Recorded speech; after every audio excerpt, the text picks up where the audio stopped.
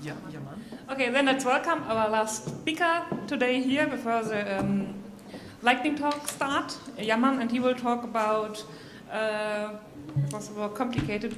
PSYDAC parallel finite element solver with automatic code generation. Let's welcome him.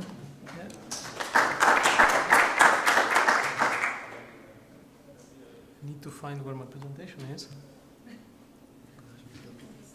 So I have to go here because it was not working before. So like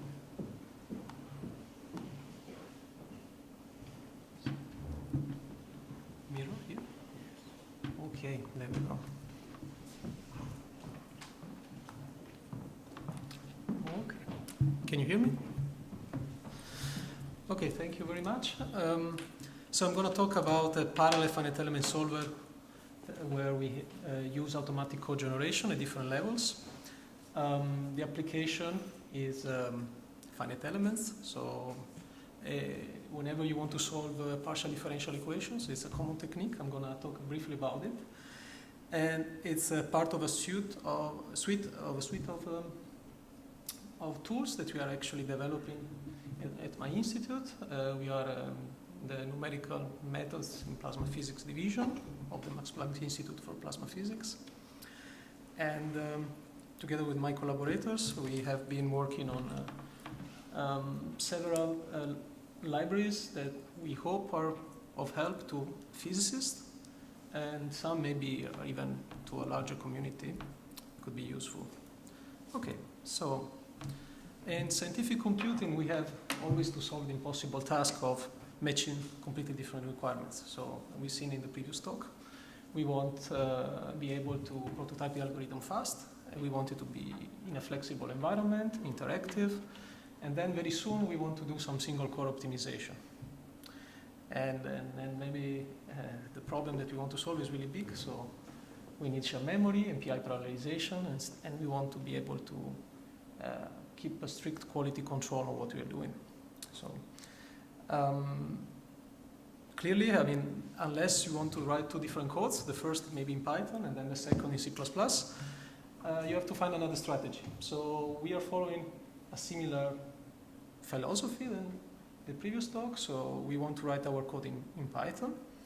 And actually, as I will show, some parts will be generated automatically. Plus, we will use MPI for Pi for MPI parallelization because our problem is simply too big to fit on a single node. And we will translate bottlenecks to compile code, and we have different strategies for that. Okay. So, in a nutshell, so you can find this library on a Pyccel organization. So there are all our projects there. It's still in alpha, beta version. I would say Pyccel and SymPDE are more stable. PSYDAC is built on top of it, so as you would expect, is less stable. It's built on top of these two, plus other dependencies. And we're still working a little bit on the API. So I wouldn't recommend to use it yet, but I think we're quite close. So it supports tensor product splines of arbitrary order. And as geometries, we can not just do squares, but also analytical and Norris mapping. So how does it work? The user describes the model equation using SymPDE, which is an extension of SymPy that allows to describe a partial differential equation. Then you select on the geometry where you want to solve your equation, or maybe you load a geometry file that you have prepared before. What we do then with that information is we generate MPI-parallel Python code for assembling the matrices and solve the linear system. And some computational kernels can be optionally translated to Fortran, but not only that, using our tool Pyccel. And there is lots of work in progress actually. So start with an example with 2D Poisson problem. So we want to solve Poisson's equation on unit square with the Dirichlet boundary condition. So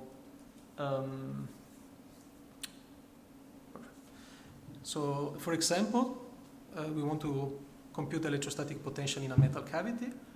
or a steady state temperature profile. The model is the same.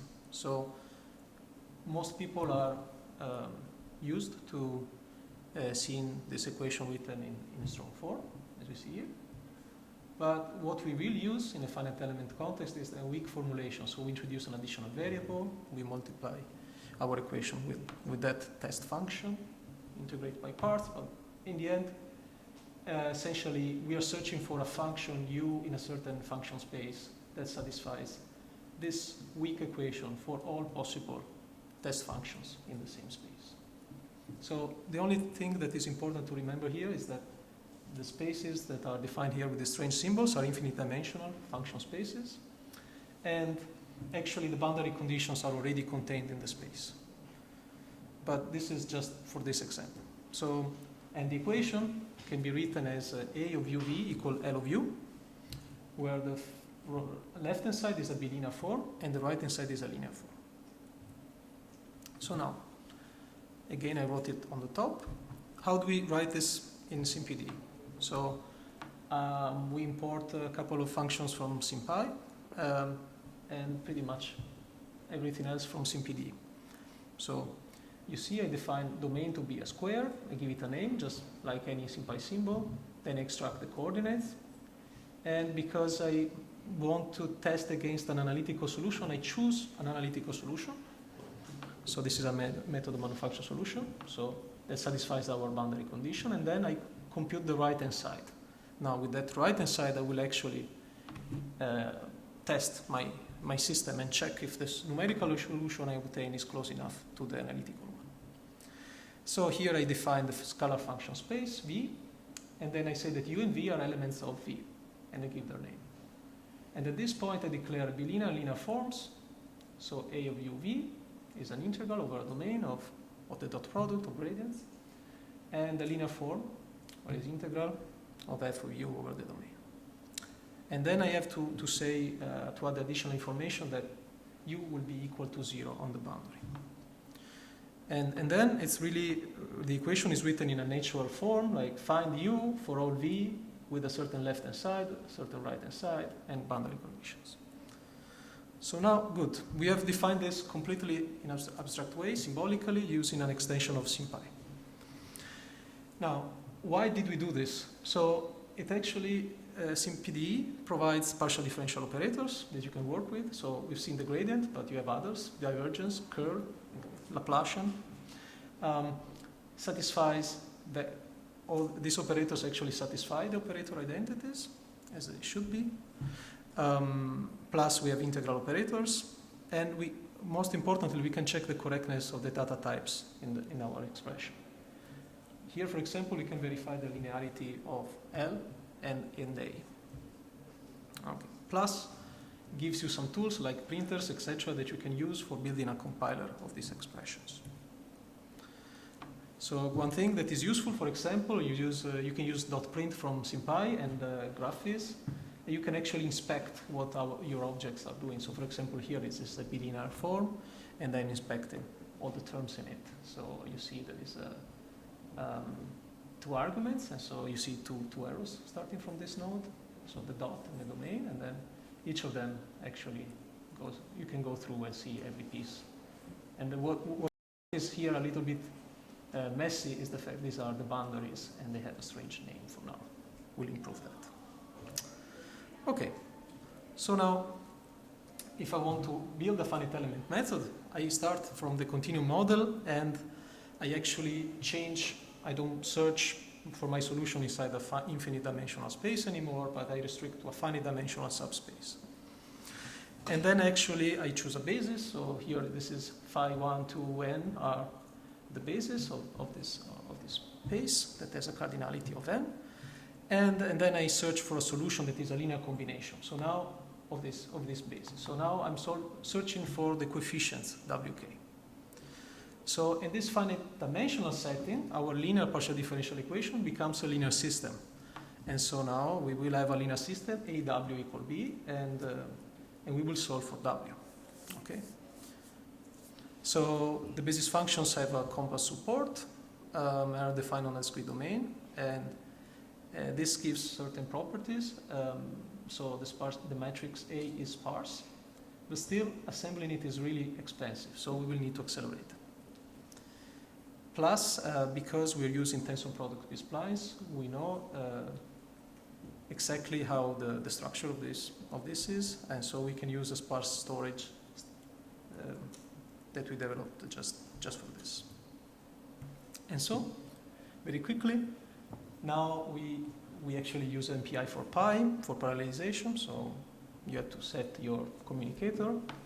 Then in this case, it's very easy to discretize your computational domain. You just say how many cells you want for each dimension, if you want to distribute the domain or not. Create your finite element space by discretizing V, or using the domain and so on. You pass the spline degree, set up the linear system, and then actually when you set up the linear system, here we generate code. We generate Python code, and this can also be Fortran code, depending on the flags that you pass. And here, so essentially, the big thing happens now when you solve this equation. We assemble a distributed sparse matrix A, dense vector B. We solve it in a system, and then we create a callable field. So now this you can evaluate for any x and y. So this is, for example, the solution of what I just wrote. So you see the solution on the left, numerical, the error that you get on the right. And if you want to actually compute some scalar error estimate for like an L2 norm, you can actually define it as one of is there predefined in SymPDE. So you define it symbolically, and then you discretize it with PSYDAC, and you call assemble, and this will be computed. And so if you put everything in a script, then you can just print your error, and this is what you get.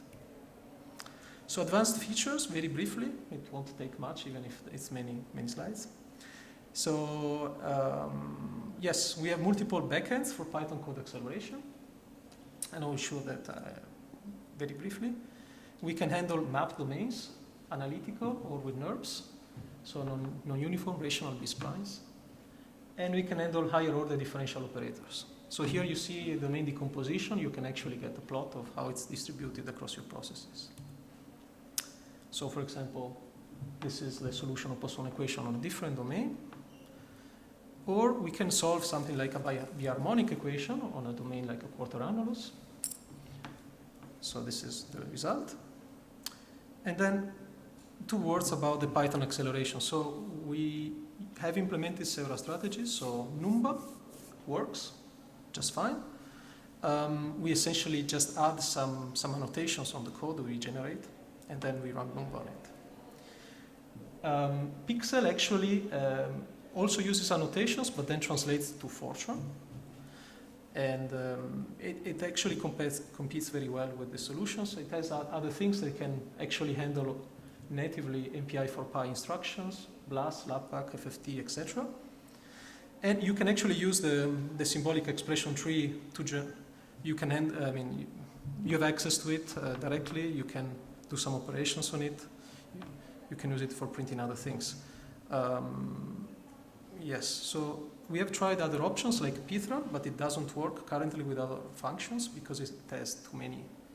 They have too many array arguments, and Pythran just generates too many additional arguments in its functions. And Python would require to change our code too much, so it goes against our philosophy. And so this is our timings result on a single core. As you see, Numba is very close, but Pyccel is always a little better for our problems at least. So we have matrix assembly, vector assembly, and L2 norm, but also matrix vector product and dot vector product. And then we have actually parallelized this with MPI. Here, this is a 3D Poisson equation in a unit cube with more than 2 million cells. And we run this test for various problems, and it seems to work very well. So in strong scaling, we keep the system fixed, the system size fixed, and we just increase the number of processes.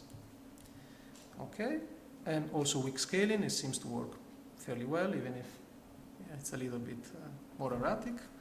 And as conclusions, it's mostly about to-dos. So what is missing in order to say this can be used?